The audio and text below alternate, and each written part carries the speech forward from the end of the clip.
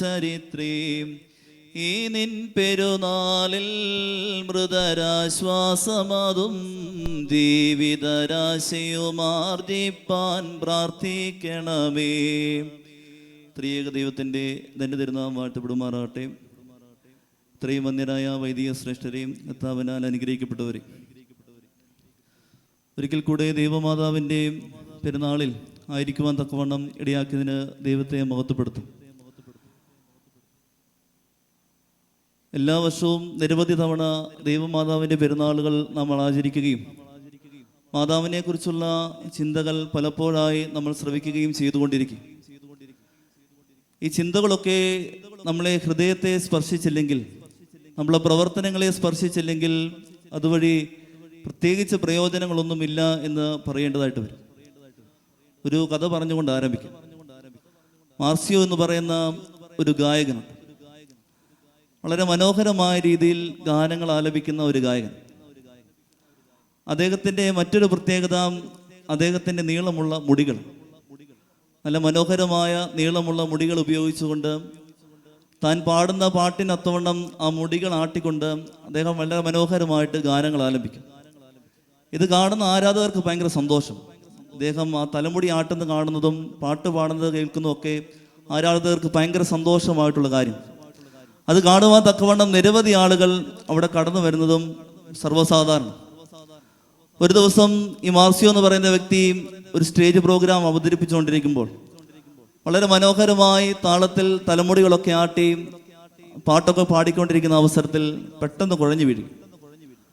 പെട്ടെന്ന് കുഴഞ്ഞു വീണുമ്പോൾ ആരാധകരെല്ലാം വളരെ വിഷമത്തിലാകുന്നു.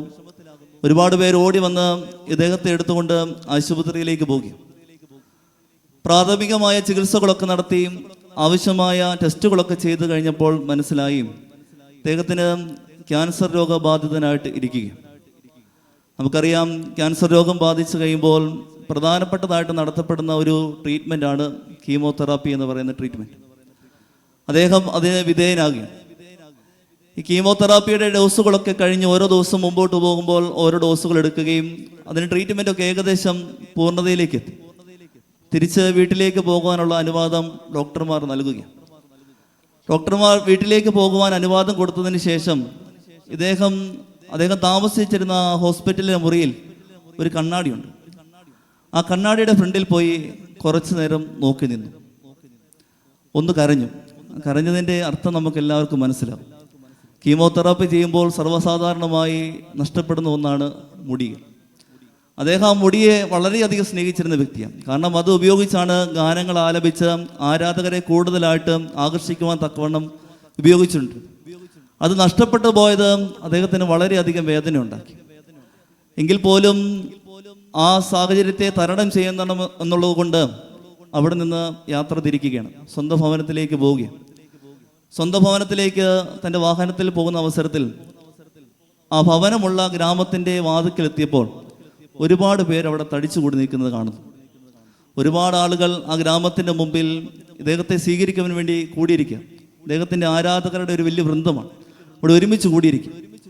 ഇദ്ദേഹം എല്ലാവരെയും സൂക്ഷിച്ചു നോക്കിയപ്പോൾ ഒരു കാര്യം മനസ്സിലായി. അവിടെ വന്നിരിക്കുന്ന എല്ലാ ആളുകളും തൻ്റെ ശിരസ് മുണ്ടനം ചെയ്തുകൊണ്ടാണ് വന്നിരിക്കുന്നത്. തൻ്റെ ആരാധനപാത്രമായ ആ ഗായകന് നഷ്ടപ്പെട്ട മുടികൾ ഞങ്ങൾക്ക് വേണ്ട എന്നുള്ള ബോധ്യത്തിൽ നിന്നുകൊണ്ട് ആ ശിരസുകൾ മൊത്തവും മുണ്ടനം ചെയ്തുകൊണ്ട് ഈ ആരാധകരെല്ലാം അദ്ദേഹത്തെ സ്വീകരിക്കാൻ വേണ്ടി കടന്നു വന്നിരിക്കുക. ഒരു താതാത്മ്യപ്പെടൽ, അദ്ദേഹത്തിൻ്റെ വേദനയോടും അദ്ദേഹത്തിൻ്റെ നൊമ്പരങ്ങളോടും അദ്ദേഹത്തിൻ്റെ നഷ്ടത്തോടും കൂടെ ഒന്ന് താതാത്മ്യപ്പെട്ട് അദ്ദേഹത്തോട് ചേരുന്ന ഒരവസരമാണ് അവിടെ നമുക്ക് കാണുവാൻ തക്കവണ്ണം ഇടയാകുന്നത്. പ്രത്യേകിച്ച് കന്യകമറിയാമിൻ്റെ ഓർമ്മ ദിവസത്തിൽ നമ്മളായിരിക്കുമ്പോൾ ആ ജീവിതത്തോട് നല്ലപോലെ താതാത്മ്യപ്പെടണം. എന്താണ് മറിയാം നമുക്ക് നൽകുന്ന മാതൃകകൾ, എന്താണ് ആ ജീവിതം കൊണ്ട് നമുക്ക് നൽകുന്ന പാഠങ്ങൾ, ആ പാഠത്തെ നമ്മുടെ ഉള്ളിൽ സ്വീകരിക്കുവാനും അതിനോട് താതാത്മ്യപ്പെടുവാനും ചെയ്യുവാൻ സാധിക്കുന്നില്ലെങ്കിൽ ഈ ഓർമ്മ പെരുന്നാളൊക്കെ നടത്തുന്നത് കൊണ്ട് വലിയ പ്രയോജനമൊന്നുമില്ല. ആ മാതാവിൻ്റെ മധ്യസ്ഥതയിൽ അഭയപ്പെട്ടുകൊണ്ട് വലിയ ഗുണങ്ങളൊന്നുമില്ല. ആ ജീവിതത്തോട് കൂടുതൽ ചേർന്ന് നിർത്തുവാൻ, കൂടുതൽ ചേർന്നിരിക്കുവാൻ തക്കവണ്ണം ഇടയാകണം. നല്ല മാതൃകകളെ നമ്മുടെ ജീവിതത്തിൽ അവലംബിക്കുവാൻ, ക്രിസ്തുവിനോട് ചേർന്ന് മാതാവ് ജീവിച്ചതുപോലെ ആ ജീവിതത്തോട് കൂടുതൽ ചേരുവാനും നമുക്കിടയാകണം. പ്രത്യേകിച്ച് മാതാവിൻ്റെ ചിത്രങ്ങളൊക്കെ നമ്മുടെ എല്ലാവരുടെയും വീടുകളിലുണ്ട്. ആ വീടുകളിലെല്ലാം ചിത്രം പരിശോധിച്ച് കഴിഞ്ഞാൽ മാതാവ് ഒറ്റയ്ക്ക് നിൽക്കുന്ന ഒരു ചിത്രം പോലുമില്ല. കയ്യിൽ യേശുക്കുഞ്ഞിനെ പിടിച്ചുകൊണ്ട് നിൽക്കുന്ന ചിത്രം മാത്രമേ, അതിനൊരു പൂർണ്ണത ലഭിക്കണമെങ്കിൽ കയ്യിൽ യേശുക്കുഞ്ഞ് വേണം. ഒറ്റയ്ക്കുള്ള ചിത്രം നമ്മൾ നോക്കുമ്പോൾ അതിന് ഒരു പൂർണ്ണത നമുക്ക് പെട്ടെന്ന് കിട്ടത്തില്ല. പക്ഷെ അതിന് പൂർണ്ണത ലഭിക്കണമെങ്കിൽ യേശുക്കുഞ്ഞിനെ ചേർത്ത് പിടിച്ചുകൊണ്ടുള്ള ആ ചിത്രത്തിനാണ് പൂർണ്ണത. അതുപോലെ ക്രിസ്തുവിനെ അത്രമാത്രം ചേർത്ത് പിടിച്ചതുപോലെ നമ്മുടെ ജീവിതത്തിലും ആ ജീവിതത്തിലൂടെ നൽകിയ നല്ല മാതൃകകളെ, ക്രിസ്തുവിനെ സ്നേഹിച്ച ആ സ്നേഹം നമ്മുടെ ജീവിതത്തിലും ഏറ്റെടുത്തുകൊണ്ട് താതാത്മ്യപ്പെട്ടുകൊണ്ട് മുമ്പോട്ട് പോകുവാനിടയാകുമ്പോൾ ഈ പെരുന്നാളുകൾ നമുക്ക് അനുഗ്രഹമായി തീരും എന്ന് ആമുഖമായിട്ട് ഓർമ്മിപ്പിക്കുക. ഇന്നത്തെ ഏവൻഗേലിയോൻ ഭാഗം പരിശോധിച്ചു കഴിഞ്ഞാൽ, ഇന്ന് വായിച്ചു കേട്ട ഏവൻഗേലിയോൻ ഭാഗം വിശുദ്ധ ലൂക്കോസ് ഏവൻഗേലിയോസ്താടെ സുവിശേഷം അതിൻ്റെ 2-ാം അധ്യായം 22 ഭാഗങ്ങൾ. ശിമിയോൻ്റെ അടുക്കൽ യേശുക്രിസ്തുവിനെ സമർപ്പിച്ചുകൊണ്ട് ദേവാലയത്തിൽ സമർപ്പിക്കുവാൻ വരുന്ന കന്യകമറിയാവും യോസേപ്പ് പിതാവും ശിമിയോൻ യേശുക്കുഞ്ഞിനെ വഹിച്ചുകൊണ്ട് മാതാവിനെ നോക്കി പറയുന്ന ഒരു വാക്യമുണ്ട്: നിന്റെ പ്രാണനിൽ കൂടെ ഒരു വാൾ കിടക്കും. ഒരു വ്യക്തി ആദ്യമായിട്ട് കാണുമ്പോൾ ഇങ്ങനെ ഒരു അഭിസംബോധന വളരെ വിചിത്രമാണ്. ആദ്യമായിട്ട് കാണുന്ന ഒരു വ്യക്തിയോട് പറയുകയാണ്, നിന്റെ പ്രാണനിൽ കൂടെ ഒരു വാൾ കിടക്കും. ആ മാതാവിനുണ്ടാകുന്ന വേദന, കന്യകമറിയാവിനുണ്ടാകുന്ന വേദന എത്രമാത്രമാണെന്ന് നമുക്ക് ഊഹിക്കാവുന്നതേ ഉള്ളൂ. നമ്മളെ കാണുന്ന ഒരു വ്യക്തി ആദ്യം നമ്മോട് പറയുകയാണ്, നിന്റെ പ്രാണനിൽ കൂടി ഒരു വാൾ കിടക്കുമെന്ന് പറയുമ്പോൾ നമുക്കുണ്ടാകുന്ന ഹൃദയവേദന അതിനപ്പുറം ആ സ്ത്രീക്കും പ്രത്യേകിച്ച് കന്യകമറിയാവിനും ഉണ്ടായി കാണും എന്ന് നല്ലവണ്ണം ബോധ്യം. ഈ വാക്യത്തിൽ നിർത്തിക്കൊണ്ട് 3 ചിന്തകൾ മാത്രം വിശുദ്ധ വേദപുസ്തകത്തിൽ കാണുന്ന ചില വാളുകൾ അത് മാതാവിൻ്റെ ജീവിതവുമായിട്ട് ബന്ധപ്പെടുത്തിക്കൊണ്ട് പറയുവാൻ തക്കവണ്ണം ശ്രമിക്കുക. ഒന്നാമത്തെ ചിന്ത എന്ന് പറയുന്നത് ഉൽപ്പത്തി പുസ്തകത്തിൽ കാണുന്നൊരു വാളാണ്. ആദാമും ഹവ്വായും പാപം ചെയ്ത് ഏദനിൽ നിന്ന് പുറത്താകുന്നു. ഏദനിൽ നിന്ന് പുറത്താകുന്ന അവസരത്തിൽ ദൈവം തമ്പുരാൻ ആ തോട്ടത്തെ കാവൽ ചെയ്യുവാൻ വെക്കണം മാലാഖമാരെ നിർത്തി അവരുടെ കയ്യിലൊരു വാൾ കൊടുക്കുന്നുണ്ട്. ഒരു എരുതി വാൾ അവരുടെ കയ്യിൽ കൊടുക്കുന്നുണ്ട്. അതാണ് ഒന്നാമത്തെ വാൾ. ഏദൻ തോട്ടത്തിനെ കാക്കുവാൻ തക്കവണ്ണം, പ്രത്യേകിച്ച് അവിടെ നിൽക്കുന്ന ആ വൃക്ഷത്തെ കാക്കുവാൻ തക്കവണ്ണം, ജീവവൃക്ഷത്തെ കാക്കുവാൻ തക്കവണ്ണം ഒരു വാള് അവിടെ ഏർപ്പെടുത്തുകയാണ്. കന്യകമറിയാമും ഈ വാളിനോട് സദൃശ്യം. ദൈവപുത്രൻ എന്ന് പറയുന്ന ആ ജീവവൃക്ഷത്തെ കാത്തു പരിപാലിക്കുന്ന വാളാണ് കന്യകമറിയാം. അതിന് കാരണമായി തീരുന്നത് ഒരു അനുസരണം. അച്ഛൻ ആമുഖ വാക്കുകളിൽ ഓർമ്മിച്ചതുപോലെ ആദ്യത്തെ ഒരു അനുസരണക്കേടിൽ നിന്ന് ഈ ജാതിയെ മൊത്തം സംരക്ഷിക്കുവാൻ തക്കവണ്ണം, നിലനിർത്തുവാൻ തക്കവണ്ണം മറ്റൊരു സ്ത്രീയുടെ വലിയൊരു അനുസരണം അത് ഹേതുവായി തീരുകയാണ്. ഇവിടെ മറ്റൊരു അനുസരണത്തിലൂടെയും ആ ജീവിതത്തിലൂടെയും ക്രിസ്തുവിനെ സംരക്ഷിക്കുവാനും നിലനിർത്തുവാനും തക്കവണ്ണം ഇടയാകുന്ന ഒരു വാളിനെ പറ്റി പ്രത്യേകമായിട്ട് കന്യകമറിയാം നമ്മെ ഉത്ബോധിപ്പിക്കുകയാണ്. അനുസരണത്തിൻ്റെ ഒരു വാൾ നമ്മുടെ ജീവിതത്തിലും അനിവാര്യമാണ്. എപ്പോഴും ചിന്തിക്കണം, എത്രമാത്രം അഹങ്കാരമാണ് നമുക്ക് എല്ലാവർക്കും ഉള്ളത്. ഒന്ന് ചിന്തിച്ചു നോക്കണം. ഈ ലോകത്തിൽ ജീവിക്കുന്ന അവസരത്തിൽ എത്രമാത്രം അഹങ്കാരത്തോടും ധാർഷ്ട്യത്തോടു കൂടിയാണ് നമ്മൾ പലപ്പോഴായിട്ട് ജീവിച്ചു പോകുന്നത് എന്ന് ഒന്ന് സ്വയം വിചിന്തനം ചെയ്യേണ്ടത് അനിവാര്യം. ക്രിസ്തുവിൻ്റെ സുവിശേഷത്തിലെ ഒരു മനോഹരമായൊരു ഉപമയുണ്ട്, 10 കന്യകമാരുടെ ഉപമ. മത്തായി ശ്ലീഹായുടെ സുവിശേഷം 25-ാം അധ്യായത്തിൽ നടത്തുന്ന ഒരു ഉപമയാണ്. 10 കന്യകമാർ, 5 പേർ ബുദ്ധിമതികളും 5 പേർ ബുദ്ധിഹീനകളും. 5 ബുദ്ധിമതികളായ കന്യകമാർ മണവാളൻ വന്നപ്പോൾ അവർ എണ്ണ കരുതിയത് കൊണ്ട് മണവാളനൊപ്പം പ്രവേശിക്കുക. ബുദ്ധിഹീനകളായ 5 കന്യകമാർ മണവാളൻ വന്നപ്പോൾ അത് എണ്ണ മേടിക്കുവാൻ പോയി താമസിച്ചു പോയി. തിരിച്ചു ചെല്ലുമ്പോൾ ഒരു വാക്ക് മണവാളൻ പറയുന്നുണ്ട്: കടന്നു പോക്കോ, ഞാൻ നിങ്ങളെ അറിയുന്നില്ല. പലപ്പോഴും നമ്മുടെ ജീവിതത്തിൽ ഇത്രമാത്രം അഹങ്കാരത്തോടു കൂടെ മുമ്പോട്ട് പോകുമ്പോൾ ഈ വാക്ക് കേൾക്കുവാൻ ഇടയാകുന്നുണ്ടോ എന്ന് ചിന്തിക്കണം. ഈ ലോക ജീവിതയാത്രകളിൽ നമ്മൾ പല രീതിയിൽ നമ്മൾ ജീവിക്കാറുണ്ട്. അനുസരണക്കേടിൻ്റെതായ പല രീതികളിലും ക്രിസ്തുവിൻ്റെ വാക്കുകൾ പലപ്പോഴായി നമുക്ക് ലഭിക്കുന്നുണ്ട്. അതിനെ ഒന്നും കൃത്യമായിട്ട് ശ്രവിക്കുവാനോ മനസ്സിലാക്കുവാനോ അതിനനുസരിച്ച് പ്രവർത്തിക്കുവാനോ പറ്റാത്ത രീതിയിലുള്ള അനുസരണക്കേടുകൾ പലപ്പോഴായി നമ്മൾ കാണിക്കാറുണ്ട്. അവിടെ ഈ വാക്ക് നമ്മോട് പറയപ്പെടും: ഞാൻ നിങ്ങളെ അറിയുന്നില്ല. ആ വാക്ക് കേൾക്കുവാൻ ഇടയാകാത്ത നല്ല ജീവിതം ജീവിക്കുവാൻ നമുക്ക് ഏവർക്കും ഇടയാകണം. അതുകൊണ്ടാണ് ആ ഉപമയുടെ അവസാനം ഒരു വാക്കുകൂടെ ക്രിസ്തു പറയുന്നുണ്ട്: ഇപ്രകാരമാകാതിരിക്കുവാൻ ജാഗ്രതയോടുകൂടെ ഇരിപ്പി. നമ്മുടെ ജീവിതത്തിൽ നല്ല ജാഗ്രതയുള്ളവരാകണം. ഒരു നിഷ്കളങ്കത നമ്മുടെ ജീവിതത്തിൽ എപ്പോഴും പാലിക്കുവാൻ തക്കവണ്ണം ഇടയാകണം. നമ്മുടെ കുഞ്ഞുമക്കളെ ഒന്ന് ശ്രദ്ധിക്കണം. അവരെ മാറത്തോട് അണച്ചുകൊണ്ടാണ് ക്രിസ്തു പറഞ്ഞത്: ഇങ്ങനെയുള്ളവരാണ് സ്വർഗരാജ്യത്തിലേക്ക് പ്രവേശിക്കുവാൻ തക്കവണ്ണം ഇടയാകുന്നത്. കാരണം അവരുടെ മനസ്സിലൊരു അനുസരണം. എന്താണ് അവരോട് പറയുന്നത് അത് മാത്രമാണ് അവർ പ്രവർത്തിക്കത്തുള്ളൂ. അവരെന്താണ് പഠിപ്പിക്കുന്നത് അത് മാത്രമാണ് ചെയ്യുന്നത്. കഴിഞ്ഞ ദിവസം PMF സ്കൂളിലെ കുഞ്ഞു പിള്ളേരുടെ മത്സരങ്ങൾ നടക്കുന്ന അവസരം, കുഞ്ഞു പിള്ളേരുടെ മത്സരം നടക്കുമ്പോൾ പ്രാർത്ഥനാ ഗാനം ആലപിക്കുവാൻ തക്കവണ്ണം ഈ പിള്ളേരെ എല്ലാം കൊണ്ടു നിർത്തി, കുറച്ച് പിള്ളേരെ കൊണ്ടു നിർത്തി. അപ്പോൾ ഇവർ സ്കൂളിൽ നടത്തുന്ന ആ പ്രാർത്ഥനാ ഗാനം തന്നെയാണ് ഈ സ്റ്റേജിലും അവതരിപ്പിക്കുന്നത്. സ്കൂളിൽ നടത്തുമ്പോൾ പ്രാർത്ഥനാ ഗാനത്തോടൊപ്പം അവർ സ്വർഗസ്ഥനായ പിതാവേ എന്നുള്ള പ്രാർത്ഥന ചേർത്താണ് നടത്താറ്.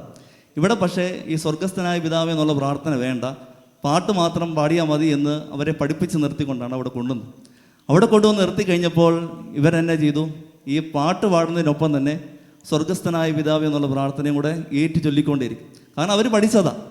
ആ പഠിച്ചത് കാര്യം അവരങ്ങനെ ചൊല്ലിക്കൊണ്ടേ, അവരുടെ മനസ്സിലെ നിഷ്കളങ്കതയാണ്, അവരുടെ ഉള്ളിലെ നിഷ്കളങ്കതയാണ്. ആ നിഷ്കളങ്കതയിലേക്ക് മടങ്ങി വരുവാൻ തക്കവണ്ണം ഒരു ആഹ്വാനമാണ് കന്യക മറിയം നമ്മോട് നൽകുന്നത്. തൻ്റെ ജീവിതത്തിൽ എപ്പോഴും കാണിച്ചൊരു നിഷ്കളങ്കത, ആ നിഷ്കളങ്കതയിൽ നിന്നുകൊണ്ടാണ് കന്യക മറിയം പറയുന്നത്, ഇതാ ഞാൻ കർത്താവിൻ്റെ ദാസി, അവിടുത്തെ ഇഷ്ടം പോലെ ഭവിക്കട്ടെ. നമ്മുടെ ജീവിതത്തിൽ എപ്പോഴെങ്കിലും ഈ രീതിയിൽ നമുക്ക് പ്രതികരിക്കുവാൻ തക്കവണ്ണം ഇടയാകുന്നു. ഒന്ന് ചിന്തിക്കണം, ദൂതൻ നമ്മുടെ അടുത്ത് വന്നാണ് ഒരു ദൂത് നൽകുന്നത് എങ്കിൽ നമുക്ക് ഇതുപോലെ ഇതാ ഞാൻ കർത്താവിൻ്റെ ദാസി അല്ല ദാസൻ, അവിടുത്തെ ഇഷ്ടം എന്താണോ അതെൻ്റെ ജീവിതത്തിലൂടെ നടത്തുവാൻ തക്കവണ്ണം ഇടയാകട്ടെ എന്ന് പറയുവാൻ തക്കവണ്ണമുള്ള ധൈര്യം ഉണ്ടോ എന്ന് ചിന്തിക്കണം. ആ ധൈര്യം കാണിക്കണമെങ്കിൽ നമ്മുടെ ഉള്ളിൽ നല്ല നിഷ്കളങ്കത വേണം, നമ്മുടെ ഉള്ളിൽ നല്ല അനുസരണം വേണം. ആ അനുസരണത്തിലേക്ക് മടങ്ങി വരുവാൻ, അവൻ്റെ ശബ്ദം കേൾക്കുമ്പോൾ എൻ്റെ കൂടെ കടന്നു വരൂ, എന്നോടൊപ്പം മണവറയിലേക്ക് പ്രവേശിച്ച് എൻ്റെ സന്തോഷത്തിൽ പങ്കുചേരൂ എന്നുള്ള വലിയ വിളിക്ക് അർഹത ലഭിക്കുവാൻ തക്കവണ്ണം ജാഗ്രതയോടുകൂടെ ജീവിതത്തെ മുമ്പോട്ട് നയിക്കുവാൻ തക്കവണ്ണം ഇടയാകണം എന്നുള്ളതാണ് ആദ്യത്തെ വാള് നമ്മോട് ഓർമ്മിപ്പിക്കുന്നത്. ഒന്നാമത്തെ വാള് അനുസരണത്തിൻ്റെ വാള്. രണ്ടാമത്തെ വാള് ഉൽപ്പത്തി പുസ്തകത്തിൽ തന്നെ നമുക്ക് കാണുവാൻ തക്കവണ്ണം ഇടയാം. ഉൽപ്പത്തി പുസ്തകം അബ്രഹാം പിതാവ് തൻ്റെ ഏകജാതനായ പുത്രനെ ബലി കഴിക്കുവാൻ തക്കവണ്ണം മോറിയ മലയിലേക്ക് കടന്നു പോകുന്നുണ്ട്. വളരെ വേദനയോടുകൂടിയാണ് ആ സാഹചര്യത്തെ അഭിമുഖീകരിക്കുന്നത്. ആ സാഹചര്യത്തിൽ പറയുന്നുണ്ട്, മോറിയ മലയിലേക്ക് കടന്നു പോകുന്ന അവസരത്തിൽ അബ്രഹാം പിതാവിൻ്റെ കയ്യിൽ 2 സാധനങ്ങളുണ്ട്. ഒരു കയ്യിൽ വിറകുണ്ടായിരുന്നു, തീയുണ്ടായിരുന്നു, മറ്റേ കയ്യിൽ വാളുണ്ടായിരുന്നു. അതാണ് രണ്ടാമത്തെ വാൾ. സഹനത്തിൻ്റെ വാളാണ് രണ്ടാമത്തെ വാൾ. കന്യക മറിയാമിൻ്റെ ജീവിതത്തിലുടനീളം ഈ സഹനമുണ്ട്. ഭാഗ്യവതി എന്നൊക്കെ പേര് നമ്മൾ കൊടുക്കാറുണ്ട്. പക്ഷേ നമ്മൾ ആഗ്രഹിക്കുന്ന ഭാഗ്യമൊന്നും കന്യക മറിയാമിൻ്റെ ജീവിതത്തിൽ ലഭിച്ചിട്ടില്ല.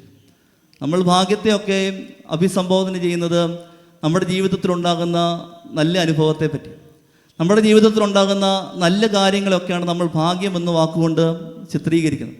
നല്ല വീടുകൾ, നല്ല കാറ് മേടിക്കുക, നല്ല രീതിയിൽ ജീവിക്കുക, നല്ല വസ്ത്രങ്ങൾ ധരിക്കുക, അതൊക്കെയാണ് നമ്മുടെ ജീവിതത്തിൽ അവൻ എന്തൊരു ഭാഗ്യവാനാണ് നമ്മൾ പറയുന്നതിൻ്റെ പ്രധാനപ്പെട്ട ആശയങ്ങളൊക്കെ ഇതാണ്. പക്ഷെ കന്യക മറിയാമിൻ്റെ ജീവിതത്തിൽ നമ്മൾ ചിത്രീകരിക്കുന്ന ഭാഗ്യങ്ങളൊന്നും ഉണ്ടായിട്ടില്ലെങ്കിലും ദൈവസന്നദ്ധിയിൽ ആ ഭാഗ്യം ലഭിക്കുന്നുണ്ട്. അതുകൊണ്ടാണ് ആ കന്യക മറിയാം തന്നെ പറയുന്നത്, സകല തലമുറകളും എന്നെ ഭാഗ്യവതി എന്ന് വാഴ്ത്തും. അത് പറയുവാൻ തക്കവണ്ണം ഇടയായത് ആ കരുണ ലഭിച്ചുകൊണ്ട്, ദൈവത്തിൽ നിന്നുള്ള വലിയ കരുണ ലഭിച്ചത് കൊണ്ടാണ് സകല തലമുറകളും എന്നെ ഭാഗ്യവതി എന്ന് പാടുവാൻ തക്കവണ്ണം അവൾക്ക് ഇടയായത്. പ്രത്യേകിച്ച് പരിശുദ്ധനായ പൗലോസ് ശ്ലീഹ കൊരിന്ത്യർക്ക് എഴുതിയ 2-ാം ലേഖനം 12-ാം വാക്യത്തിൽ 12-ാം അധ്യായം 7-ാം വാക്യത്തിൽ ഇപ്രകാരമാണ് പറയുന്നത്, വെളിപാടുകളുടെ ആധിക്യത്താൽ ഞാൻ അതിയായി നിഗളിച്ചു, പോകാതിരിപ്പാൻ എനിക്ക് ജഡത്തിൽ ഒരു ശൂലം തന്നിരിക്കുന്നു. വെളിപാടുകളുടെ ആധിക്യത്തിൽ ഞാൻ പല പ്രാവശ്യം നിഗളിച്ചു. അത് പോരാതിരിക്കുവാൻ തക്കവണ്ണം, അപ്രകാരമാകാതിരിക്കുവാൻ തക്കവണ്ണം എൻ്റെ ജീവിതത്തിൽ ഒരു ശൂലം നൽകിയിരിക്കുന്നു. ആ ശൂലം സാത്താൻ പലപ്പോഴായിട്ട് ആക്രമിക്കുന്നു. അപ്പോൾ പൗലോസ് ശ്ലീഹ പറയുകയാണ്, ഞാൻ 3 വട്ടം കർത്താവിനോട് അപേക്ഷിച്ചു. അപ്പോൾ കർത്താവ് മറുപടി നൽകി, എൻ്റെ കൃപ നിനക്ക് മതി, എൻ്റെ ശക്തി ബലഹീനതയിൽ തികഞ്ഞു വരും. ദൈവത്തിൻ്റെ കൃപയാണ് നമ്മളെ സഹനത്തിൽ ശക്തിപ്പെടുത്തുന്നത്. ആ സഹനത്തിലൂടെ നമുക്ക് ദൈവത്തെ കൂടുതലായിട്ട് അനുഭവിച്ചറിയുവാൻ തക്കവണ്ണം ഇടയാകും. ക്രിസ്തീയ ജീവിതത്തിൽ സഹനങ്ങളില്ലാത്ത ജീവിതങ്ങളിൽ വേദനകളും നൊമ്പരങ്ങളും പ്രയാസങ്ങളും നമ്മുടെ ജീവിതത്തിൽ അനവധിയായിട്ട് കടന്നു വന്നുകൊണ്ടേയിരിക്കും. അതൊരിക്കലും നമുക്ക് മാറ്റി നിർത്തുവാൻ തക്കവണ്ണം ഇടയാകത്തില്ല. അതൊരിക്കലും നമ്മുടെ ജീവിതത്തിൽ നമുക്ക് ഒഴിച്ചുകൂടുവാൻ പറ്റുന്നില്ല. പക്ഷേ അതിനെ നേരിടുവാനുള്ള ഒരു ആത്മീക ബലമാണ് നമ്മുടെ ജീവിതത്തിലൂടെ നമ്മൾ ആർജിച്ചെടുക്കേണ്ടത്. ഈ സഹനത്തെ നേരിടുവാൻ തക്കവണ്ണമുള്ള ഒരു ആത്മീയ ശക്തി നമ്മുടെ പ്രാർത്ഥനയൊക്കെ അപ്രകാരമാണ് നടത്തേണ്ടത്. പലപ്പോഴും നമ്മൾ പ്രാർത്ഥിക്കുന്നത് നമ്മുടെ ആവശ്യങ്ങൾ നിറവേറ്റുവാൻ, എന്താണോ നമ്മുടെ ആഗ്രഹങ്ങൾ, നമ്മുടെ അഭിലാഷങ്ങൾ എന്താണോ അതുമാത്രം നമ്മൾ പ്രാർത്ഥനയിലൂടെ നമ്മൾ ആവശ്യപ്പെടുമ്പോൾ ചിലപ്പോഴൊക്കെ അതിനുള്ള ഉത്തരം കിട്ടത്തില്ല വരും. യഥാർത്ഥമായ പ്രാർത്ഥന എന്ന് പറയുന്നത് ഈ ആത്മീയ ശക്തിയെ ആർജിക്കുവാനുള്ള ഒരു ബലത്തിന് വേണ്ടി. കന്യക മറിയാം ആ ശക്തി ആർജിച്ചിട്ടുണ്ട്. തൻ്റെ ജീവിതത്തിൽ ഒരുപാട് നൊമ്പരങ്ങളും പ്രയാസങ്ങളും ഒക്കെ നേരിടുമ്പോഴും ഈ സഹനങ്ങളൊക്കെ ഉണ്ടാകുമ്പോഴും അതിനെ നേരിടുവാൻ തക്കവണ്ണമുള്ള ഒരു ആത്മീക ബലം കന്യക മറിയാം തൻ്റെ ജീവിതത്തിലൂടെ കൂടുതലായിട്ട് ആർജിച്ചെടുത്തു എന്ന് നമുക്ക് മനസ്സിലാക്കുവാൻ തക്കവണ്ണം സാധിക്കും. അത് ദൈവത്തിൻ്റെ കൃപ ലഭിച്ചതുകൊണ്ട്, ദൈവത്തിൻ്റെ കരുണ ലഭിച്ചുകൊണ്ട്, ആ കരുണയ്ക്ക് വേണ്ടി എപ്പോഴായിട്ടും നമുക്ക് പ്രാർത്ഥിക്കുവാൻ തക്കവണ്ണം ഇടയാകണം. സഹനത്തിൻ്റെ വാൾ നമ്മുടെ ജീവിതത്തിലൂടെ എപ്പോഴും കടന്നു പോകും. ആ സഹനത്തിലൂടെ ദൈവത്തെ മനസ്സിലാക്കുവാൻ, ദൈവത്തെ രുചിച്ചറിയുവാൻ തക്കവണ്ണം നമുക്കിടയാകണമെന്നുള്ളത് കന്യക മറിയാം നൽകുന്ന വലിയൊരു മാതൃക. ആ സ്നേഹം, ജീവിതത്തിലൂടെ കാണിച്ചൊരു സ്നേഹമാണ്. കന്യക മറിയാമിനെ പറ്റി ചിന്തിക്കുമ്പോൾ പെട്ടെന്ന് മനസ്സിലേക്ക് വരുന്നത് ഒരു കടല, ഇളകി മറിയുന്ന ഒരു കടൽ. ആ കടൽ ഇളകി മറിയുന്ന അവസരത്തിൽ ഏറ്റവും അവസാനം അത് തീരത്തേക്ക് എത്തുമ്പോൾ അത് ശാന്തമായിട്ട് ഒരു നല്ല തണുപ്പായിട്ട് നമ്മുടെ കാലുകളിൽ പതിക്കുന്ന ഒരു കടൽ. ആ സ്നേഹം അത്രമാത്രം ആഴം, അത്രമാത്രം സ്നേഹം ആ കടലിലുള്ളതുപോലെ കന്യക മറിയാമിൻ്റെ ഉള്ളിലും ആ സ്നേഹം നിറഞ്ഞു നിൽക്കുന്നു. പക്ഷെ അത് നമ്മുടെ തീരത്തേക്ക് എത്തുമ്പോൾ നമുക്കൊരു കുളിർമയായി, ഒരു ശാന്തതയായി, ഒരു സ്വസ്ഥതയായി നമ്മുടെ അടുക്കിലേക്ക് കടന്നു വരികയാണ്. ആ സഹനത്തിലൂടെ അപ്രകാരം നമ്മുടെ ജീവിതത്തെ കൂടുതൽ സഹനത്തിലൂടെ ക്രിസ്തുവിനെ തിരിച്ചറിയുവാൻ, മനസ്സിലാക്കുവാൻ തക്കവണ്ണം ഇടയാകണമെന്നുള്ളത് പ്രത്യേകമായിട്ട് നമ്മൾ ഓർത്തിരിക്കണം. തിക്താനുഭവങ്ങളുടെ ഒരു കയ്പ് കുടിച്ച വ്യക്തിയാണ് കന്യക മറിയാം. നമുക്കറിയാം ജീവിതത്തിൽ ഒരുപാട് തിക്താനുഭവങ്ങൾ ഉണ്ടാകുന്നു. തന്നെ വലിയൊരു വിളി ലഭിക്കുന്നത് തന്നെ ഒരു വിവാഹം കഴിക്കുന്നതിന് മുമ്പ് തന്നെ കന്യക മറിയാമിൻ്റെ അടുക്കൽ ഗബ്രിയേൽ മാലാഖ ദൂത് നൽകുമ്പോൾ അത് ഉൾക്കൊള്ളുവാൻ തക്കവണ്ണം പറ്റാത്തൊരു സാഹചര്യം, അതിനെപ്പറ്റി ചിന്തിക്കുവാൻ പോലും പറ്റാത്തൊരു സാഹചര്യത്തിലാണ് ആ അനുഭവം ലഭിക്കുന്നത്. ആ അനുഭവത്തിലൂടെ കൂടുതലായിട്ട് വിനയപ്പെടുവാൻ തക്കവണ്ണം കന്യക മറിയാമിന് സാധിച്ചു എന്നുള്ളതാണ് ആ ജീവിതത്തിൻ്റെ വലിയ പ്രത്യേകത. എന്തനുഭവം വന്നാലും കൂടുതലായി വിനയപ്പെട്ട് ജീവിക്കുവാൻ തക്കവണ്ണം ഇടയായി. ആ സഹനത്തിലൂടെ കൂടുതൽ താഴ്മയിലേക്ക് ഉയർത്തുവാൻ തക്കവണ്ണം കന്യക മറിയാമിന് സാധിച്ചു എന്നുള്ളത് ആ ജീവിതത്തിൻ്റെ വലിയ മാതൃക. പ്രത്യേകിച്ച് വിനയം നമ്മുടെ ജീവിതത്തിൽ അഭിനയിക്കാൻ പറ്റുന്ന ഒരു കാര്യം, ഇപ്പോഴും അഭിനയിച്ച് കാണിക്കുവാൻ തക്കവണ്ണം സാധിക്കുന്ന ഒരു വസ്തുവാണ് വിനയം. കൂടുതലായിട്ട് എളിമപ്പെട്ട് നിൽക്കുവാൻ തക്കവണ്ണം ഇടയാണ്. എന്താണ് യഥാർത്ഥമായ വിനയം എന്ന് പരിശോധിച്ച് കഴിഞ്ഞാൽ അത് വേദപുസ്തകം തന്നെ നമുക്ക് നൽകുന്നുണ്ട്. യഥാർത്ഥമായ വിനയം എന്താണ്? യഥാർത്ഥമായ വിനയം അർഹതപ്പെട്ടതിനെ വേണ്ടാന്ന് വെക്കുന്നത്, ചിലതൊക്കെ നമുക്ക് അർഹിക്കുന്നു, അതിനെയൊന്നും വേണ്ടാന്ന് വെക്കുന്നതാണ് യഥാർത്ഥമായ വിനയം. കന്യക മറിയാമിൻ്റെ ജീവിതത്തിൽ കന്യക മറിയാം ഒരുപാട് കാര്യങ്ങൾ ആഗ്രഹിച്ചു കാണും. തൻ്റെ ജീവിതം ഇപ്രകാരമായിരിക്കണമെന്ന് പല സ്വപ്നങ്ങളൊക്കെ കണ്ടു കാണും. പക്ഷെ അതിന് വിപരീതമായിട്ടുള്ള രീതിയിലാണ് തൻ്റെ ജീവിതത്തിലൂടെ സംഭവിച്ചത്. അപ്പം അതിനെല്ലാം വേണ്ടാന്ന് വെക്കും, ക്രിസ്തുവിന് വേണ്ടി, ക്രിസ്തുവിൻ്റെ സുവിശേഷത്തിന് വേണ്ടി അതിനെയെല്ലാം വേണ്ടാന്ന് വെക്കുന്ന ഒരു ചിത്രം ആ ജീവിതത്തിലൂടെ നമുക്ക് കാണുവാൻ തക്കവണ്ണം ഇടയാകും. രണ്ടാമത്, വിനയത്തിൻ്റെ യഥാർത്ഥമായ ഭാവം മറ്റുള്ളവർക്ക് വേണ്ടി അപമാനത്തെ സഹിക്കുവാൻ തക്കവണ്ണം ഇടയാകും. മറ്റുള്ളവർക്ക് വേണ്ടി എന്തൊക്കെ അപമാനം സഹിക്കുവാൻ സാധിക്കുന്നുവോ അതാണ് യഥാർത്ഥമായ വിനയത്തിൻ്റെ പ്രത്യേകത. ക്രിസ്തു തൻ്റെ ജീവിതത്തിലൂടെ കാണിച്ചതാണ്. ക്രിസ്തു ഈ ലോകത്തിലേക്ക് വന്നതും മനുഷ്യനായി പിറന്നതും നമുക്ക് വേണ്ടി ക്രൂശി മരിച്ചതുമെല്ലാം നമ്മുടെ പാപങ്ങളെയൊക്കെ പേറിക്കൊണ്ട് നമുക്ക് വേണ്ടി അപമാനം സഹിക്കും. എത്രമാത്രം അപമാനങ്ങളാണ് ആ കുരിശിൽ കിടന്നുകൊണ്ട് സഹിച്ചത് നമുക്ക് നല്ലവണ്ണം പറയും. സുവിശേഷത്തിലൂടെ നമ്മളെല്ലാം വായിച്ചെടുക്കും. അപമാനങ്ങളെയൊക്കെ സഹിക്കുമ്പോൾ അത് മറ്റുള്ളവർക്ക് വേണ്ടിയാണെന്നുള്ള നല്ല ബോധ്യം, തൻ്റെ ജനത്തിന് വേണ്ടിയാണെന്നുള്ള നല്ല ബോധ്യം അദ്ദേഹത്തിനുണ്ടായിരുന്നു. അതാണ് യഥാർത്ഥമായ വിനയം. താൻ ഈ ഉത്തരവാദിത്വം ഏറ്റെടുക്കുന്ന ക്രിസ്തുവിന് ജനിക്കുവാൻ തക്കവണ്ണം വേർതിരിക്കപ്പെട്ട സ്ത്രീയായി മാറ്റുന്നു എന്നുള്ള ബോധ്യം ഉണ്ടാകുമ്പോൾ അത് വലിയൊരു സുവിശേഷത്തിന് ഭാഗമായി തീരുവാൻ ഈ അപമാനം എനിക്കൊന്നും സാരമില്ല എന്നുള്ള മനസ്സിലാക്കിക്കൊണ്ടാണ് കന്യക മറിയാം അതിനെ ഏറ്റെടുക്കുന്നത്. അപ്രകാരം ജീവിതത്തിൽ അപമാനങ്ങൾ വരുമ്പോൾ അതിനെ ഏറ്റെടുക്കുവാൻ, മറ്റുള്ളവർക്ക് വേണ്ടി എന്ത് വേണമെങ്കിലും സഹിക്കുവാൻ തക്കവണ്ണമുള്ള ഒരു ബലിയായിട്ട് തന്നെ നമ്മുടെ ജീവിതത്തെ സമർപ്പിക്കുവാൻ ഇടയാകണം. മൂന്നാമത്, ദൈവത്തിന് തന്നെ സമർപ്പിക്കുന്നതാണ് യഥാർത്ഥമായ വിനയം. ദൈവഹിതം എന്താണോ അതിനു വേണ്ടി സ്വയമായിട്ട് സമർപ്പിക്കുക. അത് സഹനത്തിലൂടെ നമുക്ക് നേടിയെടുക്കുവാൻ തക്കവണ്ണം സാധിക്കുന്ന ഒരു വികാരമാണ്. വിനയം യഥാർത്ഥമായി നമുക്ക് നേടിയെടുക്കുവാൻ തക്കവണ്ണം സാധിക്കുന്നത് സഹനത്തിലൂടെ. നിരവധിയായ കാര്യങ്ങൾ നമ്മുടെ ഉള്ളിലേക്ക് കടന്നു വരുമ്പോൾ അതിനെ പക്വതയോടുകൂടെ പെരുമാറുവാൻ തക്കവണ്ണം ഇടയാകും. ജീവിതാനുഭവങ്ങൾ കൂടി വരുമ്പോഴാണ് നമുക്ക് പക്വതകൾ ഉണ്ടാകുന്നത്. അനുഭവങ്ങൾ ഒരുപാട് വരുമ്പോൾ നമ്മുടെ ജീവിതത്തിൽ ഒരു പക്വത ഉണ്ടാകും. പിന്നെ നമ്മളെല്ലാം ശാന്തമായിട്ടേ സ്വീകരിക്കത്തുള്ളൂ. എല്ലാ കാര്യത്തിലും നമ്മൾ സ്വസ്ഥമായിട്ടേ സ്വീകരിക്കത്തുള്ളൂ. നമുക്കറിയാം, ഒരു ചെറുപ്പക്കാരനായ മനുഷ്യൻ്റെ മുമ്പിലേക്ക് ഒരു പ്രശ്നം വരുമ്പോൾ അദ്ദേഹം പ്രതികരിക്കുന്നതും പ്രായമായ വ്യക്തിയുടെ അടുത്തേക്ക് ഒരു പ്രശ്നം വരുമ്പോൾ ആ വ്യക്തി പ്രതികരിക്കുന്നതും തമ്മിൽ വ്യത്യാസമുണ്ട്, വളരെ വ്യത്യാസമുണ്ട്. ചെറുപ്പക്കാരനായ വ്യക്തി അദ്ദേഹത്തിൻ്റെ ചോരത്തിളപ്പിൽ അത് വല്ലാതെ രീതിയിൽ അതിൽ പ്രതികരിക്കും. പക്ഷെ പ്രായമുള്ളവർ അതിനെ എടുക്കുമ്പോൾ ഒന്ന് സൗമ്യമായിട്ട് എടുക്കത്തുള്ളൂ.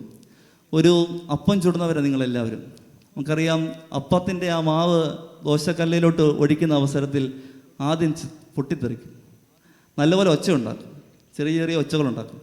ഇത് വേഗം തോറും ഈ ഒച്ച അങ്ങ് കുറഞ്ഞുകൊണ്ടേയിരിക്കും. നല്ല മൊരിഞ്ഞ അവസരത്തിലെത്തുമ്പോൾ ഈ ഒച്ച പിന്നെ ഉണ്ടാകത്തില്ല. അതുപോലെയാണ് നമ്മുടെ ജീവിതം. നമ്മൾ പാകമായി എത്തുമ്പോഴത്തേക്കും നല്ല പക്വതയുള്ളവർ, പിന്നെ വിനയത്തോടും സൗമ്യതയോടും കൂടെ എല്ലാ കാര്യത്തെയും സ്വീകരിക്കുവാൻ തക്കവണ്ണ ഒരു മനസ്സ് നമ്മുടെ ഉള്ളിൽ പെട്ടെന്നുണ്ടാകും. അപ്രകാരം എല്ലാത്തിനെയും സ്വീകരിക്കുവാൻ, ഉൾക്കൊള്ളുവാൻ തക്കവണ്ണം ആ വിനയത്തിൻ്റെ വാൾ പേറിക്കൊണ്ട് നമ്മുടെ ജീവിതത്തെ മുമ്പോട്ട് നയിക്കുവാൻ ഇടയാകട്ടെ എന്നുള്ളതാണ് രണ്ടാമത്തെ ചിന്ത. മൂന്നാമത്തേതും അവസാനത്തേതുമായി കന്യകമറിയാം നൽകുന്ന മറ്റൊരു ചിന്ത എന്ന് പറയുന്നത് അത് നിലപാടുകളുടെ വാളെന്നാണ്. കർത്താവിൻ്റെ വചനത്തെപ്പറ്റി പറയുന്നത് ഇരുവാൾ തലയുള്ള മൂർച്ചയുള്ള വാളെന്ന്. നമ്മുടെ ജീവിതത്തിലെ നിലപാടുകൾ ദൈവവചനങ്ങളായിത്തീരും. ദൈവവചനങ്ങളായിരിക്കണം നമ്മുടെ ജീവിതത്തിലെ നിലപാടുകൾ. പിതാക്കന്മാർ പറയുന്നുണ്ട്, ഓരോ മനുഷ്യനും ഓരോ നിയോഗങ്ങളുണ്ട്. എല്ലാ മനുഷ്യനും ഓരോ നിയോഗങ്ങൾ ലഭിച്ചിട്ടുണ്ട്. ആ നിയോഗങ്ങളെ തിരിച്ചറിയുക എന്നുള്ളതാണ് ഈ ജീവിതത്തിലൂടെ നമുക്ക് നേടിയെടുക്കേണ്ടത് ഒരു കാര്യം. ആ നിയോഗങ്ങളെ എപ്രകാരം തിരിച്ചറിയുവാൻ തക്കവണ്ണം ഇടയാകുന്നു എന്ന് ചിന്തിക്കുമ്പോൾ അതിന് പ്രധാനപ്പെട്ടതായിട്ട് നിൽക്കുന്നത് നമ്മുടെ ദൈവവചനം നമ്മുടെ ജീവിതത്തിൻ്റെ നിലപാടുകളാക്കണമെന്നുള്ളത്. ക്രിസ്തുവിൻ്റെ വചനം നമ്മുടെ ജീവിതത്തിൻ്റെ നിലപാടുകളായി സ്വീകരിക്കുവാൻ തക്കവണ്ണം ഇടയാകണം. ക്രിസ്തുവിനെ നമ്മുടെ ജീവിതത്തിൽ നിലപാടായിട്ട് എടുക്കുവാൻ തക്കവണ്ണം ഇടയാണ്. അവൻ്റെ വചനം തന്നെയാണ് അവൻ്റെ ജീവിതം. ക്രിസ്തു എന്താണോ പറഞ്ഞത് ആ ജീവിതത്തിലൂടെ നമുക്ക് കാണിച്ചു തന്നിട്ടുണ്ട്.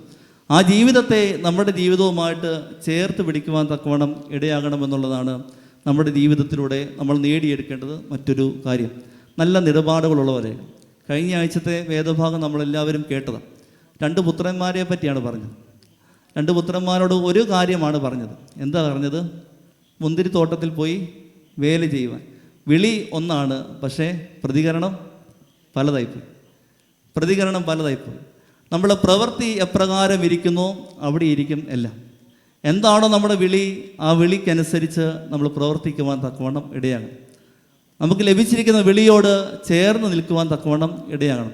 നമ്മുടെ ജീവിതത്തിൽ ക്രിസ്തുവിന് കുറച്ച് സ്ഥലം കൊടുക്കും. ക്രിസ്തുവിന് വേണ്ടി കുറച്ച് സ്ഥലം കൊടുക്കുവാൻ തക്കവണ്ണം ഇടയാകണമെന്നുള്ളതാണ് പ്രധാനം. നമ്മൾ ഈ ലോകത്തിൽ വളരെയധികം പരക്കപ്പാഞ്ച് നടക്കുമ്പോൾ കുറച്ച് സ്പേസ് എങ്കിലും ക്രിസ്തുവിന് കൊടുത്തിരിക്കണം. ഇത്തിരി സ്പേസ് നമ്മുടെ ജീവിതത്തിൽ അവന് കൊടുത്തിരിക്കണം. അതാണ് നമ്മുടെ നിലപാട്. നമുക്ക് പലപ്പോഴും സാധിക്കാതെ പോകുന്ന വലിയൊരു പ്രശ്നം ഈ സ്പേസ് നൽകുവാൻ തക്കവണ്ണം നമുക്ക് കഴിയത്തില്ല എന്നുള്ളതാണ്. ഒരു തിരിച്ചറിവ് എപ്പോഴും നമ്മുടെ ജീവിതത്തിൽ ഉണ്ടാകണം. 5 അപ്പം കൊണ്ട് 5000 പേരെ പോഷിപ്പിച്ച സംഭവം വേദപുസ്തകത്തിൽ പറയുന്നുണ്ട്. ആ വേദപുസ്തകത്തിൽ പറയുന്നത് സുവിശേഷത്തിൽ 4 സുവിശേഷത്തിലും പറയുന്ന ഒരു സംഭവമാണ് 5 അപ്പം കൊണ്ട് 5000 പേരെ പോഷിപ്പിച്ചത്. അതിൻ്റെ ആദ്യത്തെ അത്ഭുതം എന്ന് പറയുന്നത് മനുഷ്യൻ്റെ വിശപ്പിനെ മനസ്സിലാക്കി എന്നുള്ളത്. ക്രിസ്തു പറയുന്നുണ്ട്, ഇവർ 3 ദിവസമായി എന്നോടൊപ്പം പാർക്കുന്നു. ഇവർ ഇനി തിരിച്ചു പോയി ഗ്രാമങ്ങളിൽ പോയി ഭക്ഷണം കഴിക്കാമെന്ന് വെച്ച് കഴിഞ്ഞാൽ അത് ഒരുപാട് ദൂരത്തെ യാത്രകളുണ്ട്. അതുകൊണ്ട് നിങ്ങൾ ഇവർക്ക് ഭക്ഷിക്കുവാൻ കൊടുക്കണമെന്ന് ക്രിസ്തു ആവശ്യപ്പെടുന്നു. ഒരു തിരിച്ചറിവുണ്ടാകും. അവരുടെ വേദന എന്താണ്, നൊമ്പരം എന്താണെന്ന് ഒരു തിരിച്ചറിവ് ഉണ്ടാകും. നമ്മുടെ ജീവിതത്തിലൂടെ നമ്മൾ നേടിയെടുക്കേണ്ടതാണ്. മറ്റുള്ളവൻ്റെ ഉള്ളിലെ വേദനകൾ എന്താണെന്നും മറ്റുള്ളവൻ്റെ ഉള്ളിലെ പ്രയാസങ്ങൾ എന്താണെന്നും മനസ്സിലാക്കുവാനുള്ളൊരു തിരിച്ചറിവ്, ഒരു ബോധ്യപ്പെടൽ നമ്മുടെ ഉള്ളിലുണ്ടാകണം. അത് ക്രിസ്തു നമ്മുടെ ഉള്ളിൽ പ്രവർത്തിച്ചെങ്കിൽ മാത്രമേ നമുക്ക് സാധിക്കത്തുള്ളൂ. ക്രിസ്തുവിൻ്റെ ഉള്ളിൽ നല്ലവണ്ണം പ്രവർത്തിക്കുവാൻ തക്കവണ്ണം ഇടയാണ്. അവനെ നമ്മുടെ ഉള്ളിൽ ആവോളം നിറയ്ക്കുവാൻ തക്കവണ്ണം ഇടയാകണം. അത് പ്രാർത്ഥനയിലൂടെ നമുക്ക് സായക്തമാകും. നമ്മൾ പലപ്പോഴും പറയാറുണ്ട്, പ്രാർത്ഥന എന്ന് പറയുന്നത് ദൈവവുമായിട്ടുള്ള സംസർഗമാണ്. ദൈവം പല കാര്യം നമ്മോട് സംസാരിക്കാറുണ്ട്, പക്ഷെ ഇത് കേൾക്കുവാൻ തക്കവണ്ണം ഇടയാകുന്നില്ല. ക്രിസ്തു തന്നെ പറയുന്നുണ്ട്, എൻ്റെ ആടുകൾ എൻ്റെ ശബ്ദം കേൾക്കുന്നു. അങ്ങനെയുള്ളവരെ മാത്രമുള്ളൂ എൻ്റെ ആട്ടിൻകൂട്ടത്തിൽ ഞാൻ ഉൾപ്പെടുത്തും. എൻ്റെ ശബ്ദം കേൾക്കുന്നവരെ മാത്രമേ എൻ്റെ ആട്ടിൻകൂട്ടത്തിൽ ഞാൻ ഉൾപ്പെടുത്തും. ക്രിസ്തു നമ്മോട് പല കാര്യങ്ങൾ ഇങ്ങനെ സംസാരിച്ചുകൊണ്ടേയിരിക്കും. പക്ഷേ ഈ ലോകത്തിലെ ശബ്ദങ്ങളൊക്കെ നടക്കുന്നത് കൊണ്ട് ഇതൊന്നും കേൾക്കുവാൻ തക്കവണ്ണം നമ്മുടെ ചെവികൾ തുറക്കുന്നില്ല. ക്രിസ്തു പറയുന്ന ഒരു കാര്യവും കേൾക്കുവാൻ തക്കവണ്ണം നമ്മുടെ ചെവികൾ തുറക്കുന്നില്ല. പ്രാർത്ഥന എപ്പോഴും ക്രിസ്തുവിന് നമ്മോട് സംവേദിക്കുവാൻ തക്കവണ്ണം ഉള്ളൊരു ഉപാധിയായിട്ട് മാറണം. അപ്രകാരം ജീവിക്കുവാൻ തക്കവണ്ണം, ഒരു സമർപ്പണത്തോടു കൂടി ജീവിക്കുവാൻ തക്കവണ്ണം ക്രിസ്തുവിൻ്റെ ഇഷ്ടത്തിനൊത്തവണ്ണം ജീവിക്കുവാൻ തക്കവണ്ണമുള്ളൊരു സമർപ്പണ ജീവിതമായി തീരുവാൻ തക്കവണ്ണം ഇടയാണ്. പ്രത്യേകിച്ച് 5 അപ്പം കൊണ്ട് 5000 പേരെ പോഷിപ്പിച്ച സംഭവത്തിലെ രണ്ടാമത്തെ അത്ഭുതം എന്ന് പറയുന്നത് ഒരു സുവിശേഷത്തിൽ മാത്രം പറയുന്നൊരു കാര്യമുണ്ട്. അവിടെ പറയുന്നൊരു ബാലൻ കൊണ്ടുവന്ന് കുറച്ചപ്പം ക്രിസ്തുവിൻ്റെ അടുത്ത് സമർപ്പിച്ചു. ആ സമർപ്പിച്ച അപ്പമാണ് ക്രിസ്തു എന്നെ ചെയ്തത്, വർദ്ധിപ്പിച്ച് ജനങ്ങൾക്ക് കൊടുത്തത്. അതാണ് അടുത്തൊരു അത്ഭുതം. അവിടെ നടന്ന ഏറ്റവും വലിയ അത്ഭുതം ഈ സമർപ്പണം. തൻ്റെ കയ്യിലിരുന്നത് ക്രിസ്തുവിൻ്റെ മുമ്പിൽ സമർപ്പിക്കുവാൻ തക്കവണ്ണം കാണിച്ച ഒരു മനസ്സ്. അവൻ്റെ അമ്മ പൊതിഞ്ഞു വിട്ട് കൊടുത്തതായിരിക്കാം. പ്രസംഗം കേൾക്കുവാൻ വേണ്ടി പോയതാണല്ലോ. 3-4 ദിവസം അവിടെ താമസിക്കേണ്ടി വരും, നിനക്ക് വിശക്കുന്ന സാഹചര്യം വരും. അങ്ങനെ ഒരു സാഹചര്യം വരുമ്പോൾ ഇതെടുത്ത് നീ കഴിച്ചോണം എന്ന് പറഞ്ഞുകൊണ്ട് കൊടുത്തു വിട്ടതാണ്. പക്ഷേ ക്രിസ്തുവിനൊരു ആവശ്യം വന്നു എന്ന് മനസ്സിലായപ്പോൾ അതിനെ സമർപ്പിക്കുവാൻ കാണിക്കുന്ന ഒരു മനസ്സാണ് അവിടെ ഏറ്റവും വലിയൊരു അത്ഭുതമായിട്ട് മാറുന്നത്. നമ്മുടെ ജീവിതത്തെ മുഴുവനായി ദൈവത്തിൻ്റെ സന്നദ്ധിയിൽ സമർപ്പിക്കുവാൻ തക്കവണ്ണം, ദൈവത്തിന് മുമ്പിൽ കാഴ്ചയായിട്ട് അണയ്ക്കുവാൻ തക്കവണ്ണം ഇടയാകണം. അതാണ് കന്യക മറിയാം തൻ്റെ ജീവിതത്തിലൂടെ കാണിച്ചു വെച്ചത്. ജീവിതത്തെ മൊത്തത്തിൽ അങ്ങ് കൊടുക്കുകയും ഒന്നിനെയും പിടിച്ചു വെക്കുന്നില്ല, ഒന്നിനെയും മാറ്റി വെക്കുന്നില്ല, മൊത്തമായി ദൈവസന്നദ്ധിയിൽ സമർപ്പിക്കും. എന്തൊക്കെയുണ്ടോ അതിനെ മൊത്തം, അതാണ് ഞാൻ എൻ്റെ കർത്താവിൻ്റെ ദാസി, എൻ്റെ അവിടുത്തെ ഇഷ്ടം പോലെ എന്താണോ അതെനിക്ക് ഭവിച്ചുകൊട്ടെ എന്ന് പറയുവാൻ തക്കവണ്ണം ഇവിടെ എന്തൊരു സുന്ദരമായിട്ടാണ് പറയുന്നത്, ഇതൊരു മനോഹരമായിട്ടാണ് കന്യക മറിയാം ആ വാക്ക് പറയുന്നത്. പ്രകാരം മൊത്തമായിട്ട് ദൈവസന്നദ്ധിയിൽ സമർപ്പിക്കുവാൻ, ഒരു കാഴ്ചയായിട്ട് ദൈവസന്നദ്ധിയിൽ സമർപ്പിക്കുവാൻ, അവൻ നമ്മുടെ ജീവിതത്തിലൂടെ പ്രവർത്തിക്കട്ടെ എന്ന് ബോധ്യത്തിലൂടെ നമ്മുടെ ജീവിതത്തെ സമർപ്പിക്കുവാൻ തക്കവണ്ണം ഇടയാകണം. നല്ല നിലപാടുകളുള്ളവരായിരിക്കും. എന്തൊക്കെയാണോ നമ്മുടെ ജീവിതത്തിൽ നമ്മൾ പ്രവർത്തിക്കേണ്ടത് അതിനെപ്പറ്റി കൃത്യമായൊരു ദിശാബോധത്തോടുകൂടെ നല്ല നിലപാടുകളോടുകൂടെ പ്രവർത്തിക്കുവാൻ തക്കവണ്ണം ഇടയാകണമെന്നുള്ളത് കന്യക മറിയാം നൽകുന്ന വലിയ മാതൃകകൾ. ആ നിലപാടിൻ്റെ ആ ഉറപ്പിലോടുകൂടെ മുമ്പോട്ട് പോകുവാൻ തക്കവണ്ണം നമ്മുടെ ജീവിതത്തെ നയിക്കുവാൻ തക്കവണ്ണം ഇടയാകണം. പ്രത്യേകിച്ച് നമ്മുടെ നിലപാടുകൾ എപ്രകാരമാണെന്ന് ചിന്തിക്കുമ്പോൾ ആദാമിനോട് ചോദിച്ച ഒരു ചോദ്യം നമ്മോട് ചോദിക്കുന്നുണ്ട്. ആദാമേ, നീ എവിടെയാണ്? നീ എവിടെയാണെന്നുള്ള ചോദ്യത്തിന് മറ്റൊരു ചോദ്യം കൂടെ നമ്മൾ ചോദിക്കണം. ഞാൻ എവിടെയായിരിക്കണം? ആ ചോദ്യം കൂടെ നമ്മോട് ചോദിക്കും. ദൈവം നമ്മോട് ഇടയ്ക്കിടയ്ക്കെല്ലാം ചോദിക്കുന്നുണ്ട്, നീ എവിടെയാണെന്ന് ചോദിക്കുന്നുണ്ട്. അപ്പോൾ നമ്മൾ തിരിച്ച് നമ്മോട് തന്നെ ചോദിക്കണം, ഞാൻ എവിടെയായിരിക്കണം? ഞാൻ ദൈവസന്നിധിയിൽ നിന്ന് മാറിപ്പോകുന്നുണ്ടോ? എൻ്റെ പ്രവൃത്തി കൊണ്ട്, എൻ്റെ ചിന്ത കൊണ്ട്, എൻ്റെ മനനങ്ങൾ കൊണ്ട്, എൻ്റെ സംസാരങ്ങൾ കൊണ്ട് ഞാൻ ദൈവസന്നിധിയിൽ നിന്ന് അകന്നു പോകുന്നുണ്ടോ എന്നൊരു സ്വയം വിചിന്തനം എപ്പോഴും നമ്മുടെ ഉള്ളിൽ നടത്തിക്കൊണ്ടേയിരിക്കും. അതാണ് നമ്മുടെ നിലപാടുകൾ. നമ്മളെ തന്നെ ഒന്ന് പരിശോധിക്കുന്നതാണ് നമ്മുടെ നിലപാടുകൾ. നമ്മളെ തന്നെ ഒന്ന് വിചിന്തനം ചെയ്യുന്നതാണ് നമ്മുടെ നിലപാടുകൾ. അപ്രകാരം സ്വയം വിചിന്തനം ചെയ്തുകൊണ്ട്, സ്വയം ഒന്ന് പരിശോധിച്ചുകൊണ്ട് ഞാൻ എവിടെയായിരിക്കണം എന്നുള്ളതിന് കൃത്യമായി ഉത്തരം നൽകുവാൻ തക്കവണ്ണം ഇടയാകണം. ഈ ചോദ്യചിഹ്നത്തിൻ്റെ ആ ചിഹ്നവും പാമ്പിൻ്റെ പത്തിയും ഏകദേശം ഒരേപോലെ ഇരിക്കുന്നു. ചോദ്യചിഹ്നത്തിൻ്റെ ആ ചിഹ്നം നമുക്കറിയാം, പാമ്പിൻ്റെ പത്തി ഏകദേശം ഒരേപോലെയാണ്. ഈ ചോദ്യങ്ങൾ എപ്പോഴും നമ്മളെ കൊത്തിക്കൊണ്ടേയിരിക്കും. ഈ ചോദ്യങ്ങൾ നമ്മളെപ്പോഴും കൊത്തിക്കൊണ്ടിരിക്കും. നീ എവിടെയാണെന്നുള്ള ചോദ്യം നമ്മോട് എപ്പോഴും കൊത്തിക്കൊണ്ടിരിക്കും. ആ കൊത്തുമ്പോൾ ആ വിഷം നമ്മുടെ ഉള്ളിലേക്ക് പ്രവേശിക്കാതെ കൃത്യമായിട്ട് ഉത്തരം നൽകുവാൻ തക്കവണ്ണം ഇടയാകണം. അതാണ് കന്യക മറിയാം നടത്തും. എപ്പോഴും ദൈവസന്നിധിയിൽ താഴ്മയോടുകൂടി ഇരിക്കുക, എപ്പോഴും ദൈവസന്നിധിയിൽ വിനയത്തോടു കൂടി ഇരിക്കണം, എപ്പോഴും സമർപ്പണത്തോടുകൂടി ദൈവസന്നിധിയിലായിരിക്കുക. ആ ജീവിത നിലപാടുകൾ നമ്മുടെ ജീവിതത്തിലും അവലംബിക്കുവാൻ തക്കവണ്ണം ഇടയാകട്ടെ എന്ന് പ്രത്യേകമായിട്ട് പ്രാർത്ഥിക്കുക. 3 വാളിനെ പറ്റിയാണ് ഞാൻ പറഞ്ഞത്. ഒന്നാമത്തെ വാള് അത് അനുസരണത്തിൻ്റെ വാളാണ്. നമ്മുടെ ജീവിതത്തിൽ നല്ല അനുസരണമുള്ളവരായിരിക്കും. ദൈവം നമ്മോട് ആവശ്യപ്പെടുന്ന എന്താണോ അതിനോട് ക്രിയാത്മകമായിട്ട് പ്രതികരിക്കുവാൻ തക്കവണ്ണം നമുക്ക് ഏവർക്കും ഇടയാകണം. രണ്ടാമത്തെ വാള് അത് സഹനത്തിൻ്റെ വാളാണ്. ജീവിതത്തിൽ ഒരുപാട് സഹനങ്ങളും പ്രയാസങ്ങളും ഒക്കെ നേരിടേണ്ടി വരും. ആ നേരിടേണ്ട സാഹചര്യത്തെ ഒക്കെ ധീരതയോട് ഏറ്റെടുത്തുകൊണ്ട് പക്വമായിട്ട് എല്ലാ കാര്യത്തോടും പെരുമാറാൻ തക്കവണ്ണം നമുക്കിടയാകണമെന്നുള്ളത് രണ്ടാമത്തെ ചിന്ത. മൂന്നാമത്തെ വാള് അത് നിലപാടുകളുടെ വാളാണ്. നമ്മുടെ ജീവിതത്തിൽ നല്ല നിലപാടുകൾ വേണം. ഉറച്ച ബോധ്യത്തോടുകൂടെ, ഉറച്ച പ്രതികരണത്തോടുകൂടെ, ഉറച്ച നിലപാടുകളോടുകൂടെ നമ്മുടെ ജീവിതത്തെ മുമ്പോട്ട് നയിക്കുവാൻ തക്കവണ്ണം ഇടയാകണം. മുന്തിരിയും വീഞ്ഞും തമ്മിലുള്ള ബന്ധം നമുക്കെല്ലാവർക്കും അറിയാം. മുന്തിരി മേടിച്ചിട്ട് വീട്ടിൽ കുറച്ച് ദിവസം ഇരുന്ന് കഴിഞ്ഞാൽ എന്ത് സംഭവിക്കും? ചീഞ്ഞു പോകും, സ്വാഭാവികമായിട്ട് ചീഞ്ഞു പോകും. വീഞ്ഞ് കുറച്ച് നാൾ ഇരുന്ന് കഴിഞ്ഞാലോ അതിന് വീര്യം കൂടിക്കൊണ്ടേ ഇരിക്കത്തുള്ളൂ. നമ്മളെല്ലാം മുന്തിരിങ്ങകളാണ്. ഈ മുന്തിരിങ്ങകളായിട്ട് അവശേഷിച്ച് കഴിഞ്ഞാൽ എന്ത് സംഭവിക്കും? ചീഞ്ഞു പോകും. ജീവിതം ചീഞ്ഞു പോകാതിരിക്കാൻ പ്രത്യേകമായിട്ട് ഓർക്കുക. വീര്യമുള്ള വീഞ്ഞുകളായി തീരണം. അതിനെന്നെ ചെയ്യണം? ഈ മുന്തിരി നല്ലവണ്ണം ഒന്ന് പിഴിയണം. ക്രിസ്തു നമ്മളെ നല്ലവണ്ണം ഒന്ന് പിഴിയണം. നമ്മുടെ ജീവിതത്തിൽ പ്രയാസങ്ങളും പ്രതിസന്ധികളും ബുദ്ധിമുട്ടുകളും സഹനങ്ങളും ഒക്കെ ഉണ്ടാകും. നമ്മളെ ക്രിസ്തു നല്ലവണ്ണം ഒന്ന് പിഴിഞ്ഞു കഴിയുമ്പോൾ നല്ല വീഞ്ഞുകൾ നമ്മുടെ ഉള്ളിൽ നിന്നുണ്ടാകും. ആ വീഞ്ഞുകൾ മാത്രമേ നിലനിൽക്കത്തുള്ളൂ. കന്യക മറിയാം നല്ല വീഞ്ഞ, വീര്യമുള്ള വീഞ്ഞ. പരിശുദ്ധ പരിമല തിരുമേനിയും പാമ്പാടി തിരുമേനിയും ഒക്കെ നല്ല വീഞ്ഞുകൾ. അതുകൊണ്ടാണ് അവരുടെ ഓർമ്മകൾ ഇന്നും നിലനിൽക്കുന്നത്. നമ്മുടെ ഇടയിൽ ആ ഓർമ്മകളൊക്കെ നിലനിൽക്കുന്നതിൻ്റെ പ്രധാനപ്പെട്ട കാരണം ക്രിസ്തു അവരുടെ ജീവിതത്തെ നല്ലവണ്ണം ഒന്ന് പിഴിഞ്ഞു. ആ പിഴിഞ്ഞപ്പോൾ അവരുടെ ജീവിതത്തിലൂടെ നല്ല വീഞ്ഞുകൾ പുറപ്പെടുവിച്ചു. നമ്മുടെ ജീവിതത്തിലൂടെയും നല്ല വീഞ്ഞുങ്ങളെ പുറപ്പെടുവിക്കുവാൻ, വീര്യമുള്ള വീഞ്ഞുകളായി എന്നാളും നിലനിൽക്കുവാൻ നമുക്ക് ഏവർക്കും ഇടയാകട്ടെ. അതിൻ്റെ ദൈവത്തിൻ്റെ പരിശുദ്ധ റൂഹ നമ്മെ ശക്തീകരിക്കട്ടെ എന്ന് പ്രാർത്ഥിച്ചുകൊണ്ട് വാക്ക് നിർത്തുന്നു. ദൈവനാമം ഇന്നും എന്നും എന്നേക്കും വാഴ്ത്തപ്പെടുമാറാകട്ടെ.